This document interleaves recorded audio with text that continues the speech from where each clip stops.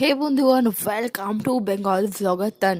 তো এই যে দেখো, আজকে ছিল আমার হাজব্যান্ডের জন্মদিন, মানে হচ্ছে তারিখটা হচ্ছে 2 ডিসেম্বর। তো ভিডিওটা দিতে দিতে আমার অনেকটাই লেট হয়ে গেছে। তো এই কেকটা দেখছো, এটা আমি কিন্তু বাড়িতে নিজের হাতে বানিয়েছিলাম।